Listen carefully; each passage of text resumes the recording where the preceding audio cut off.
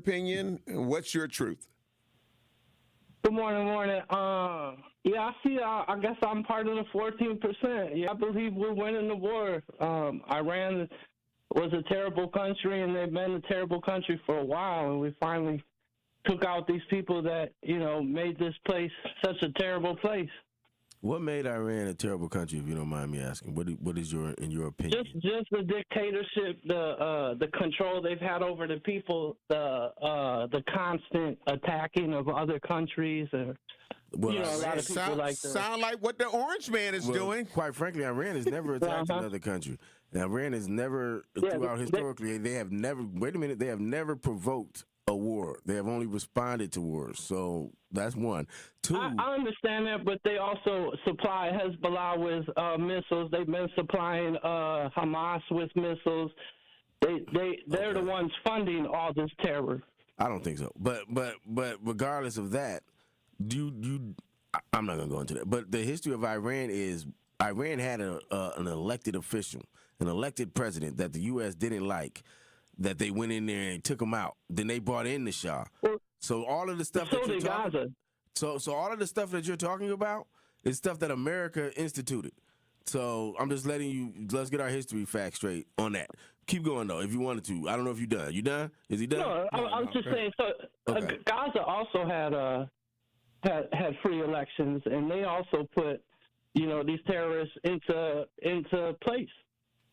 No, you're just saying incorrect stuff. You know what? We're not gonna let you. I'm just saying that we're winning the war against Iran. That's all I was saying. Let's go back to that. Because all the other stuff you said was totally off. But that's okay. That's fine. I'm not gonna be on you like Dr. King wouldn't go for that. But I understand. It's okay. You're just wrong. But let's go back to the point. It's a touchy subject with a lot of people. It's not a touchy subject. It's facts and there isn't facts. There's facts and there's not the facts. The facts are. My question to you is: Do you think Iran was a good country? Do you think that they were taking care of their people and they were doing the right thing? They was happy to me.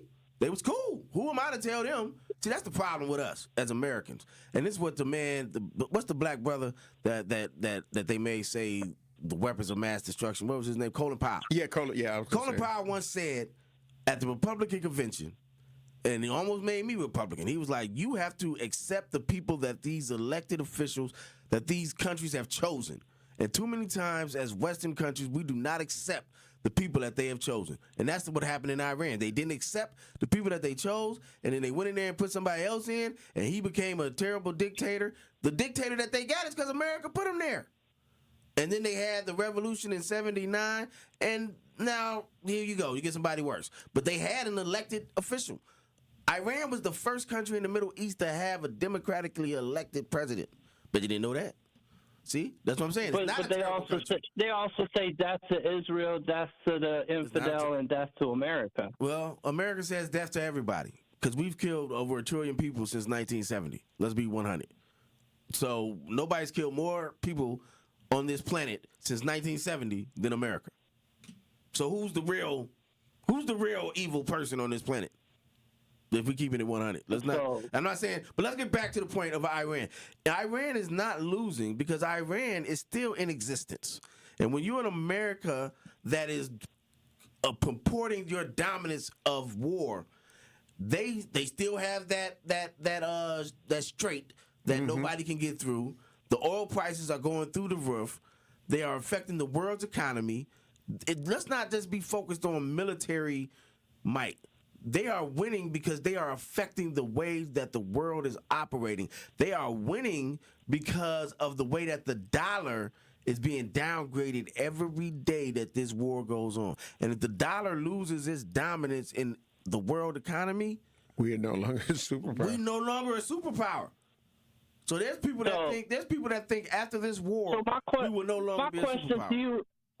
My question to you would be: are you for America then? Do you want America to lose? No, I don't want America to lose. I've said that. I don't want America to lose, but I want America to get into a war that is worth it. America should be in a war that is worth it. I don't want America to win at the expense of millions of lives that have to die just because Trump has an ego problem. So don't put it about. It's not about. So we're not at a full-fledged war, though. We're striking military sites. I mean, we're not sitting here bombing civilians. Americans have died. Iranians have died. You know how many Iranians have died when they striking them buildings? You don't think nobody's in those buildings? That's what I'm saying. It's not about America and do I love America? Because I don't. But I love the fact that but how can you be a black man? To be a black man in America is to be a black man. I hear a lot of that. But to be a black man, there's a lot of black men in America that do very well and are very happy. But you have to about everything that's going on. Let me finish what I'm saying. To be a black man in America, like James Baldwin said, is to be a man filled with anger.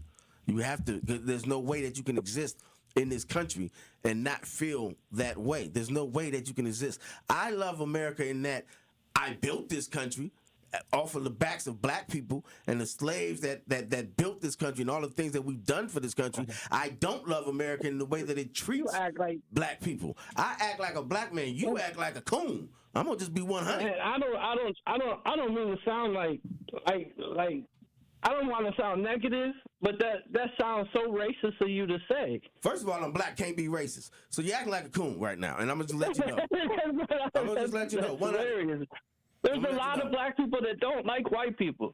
It don't have to be about black people not like white people. I have no power to inflict that racism on someone. That's the difference. I can say I don't like white people, but I don't have the power to do anything about that. White people have the power to put that into policy and to put that into place. There's a difference. So you don't equate if I don't like white people, it's not the same as white people not liking me.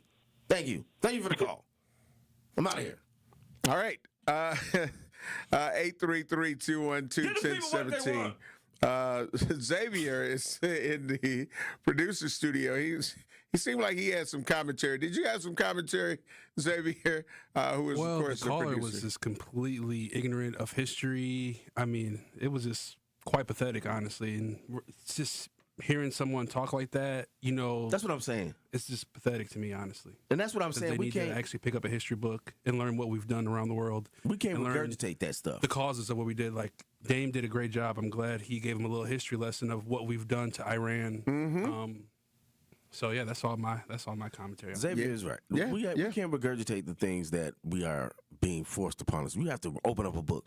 You have to go do your own research. Did I know that Iran had a democratically elected president, the first in the Middle East, before this year? No. Mm-hmm. But I went and looked it up. This is all stuff you can make yourself knowledgeable on stuff. So then you're just not repeating stuff that you see on the internet. You're just not repeating stuff that you see all over the place. And then be like, oh, do you love America? Whatever. I got free speech. No, would you? No, I don't. I don't stand for the Pledge of Allegiance. I don't stand for the Star Spangled Banner. No, I don't. I do my own protesting. Until black people are treated equally and until black people are treated right in this country. We got a president right now that is removing DEI. 1.5 million black people have lost their jobs in the last year. 1.5 million. And these are high-functioning, high-paying jobs, all because they were black, and they talk about DEI. But you asking me, do I love this country? Come on, man. I love the idea of what this country can be. I don't love the way that this country is right now. You're listening to Truth in the Morning on the award-winning 101.7 FM The Truth. I'm the legendary Home Blow along with my brother, MC Dame Elzy. We got to take care of some bills. True Talk text lines are open, 833-212-1017. We'll be black. Truth Nation, it's your boy Tori.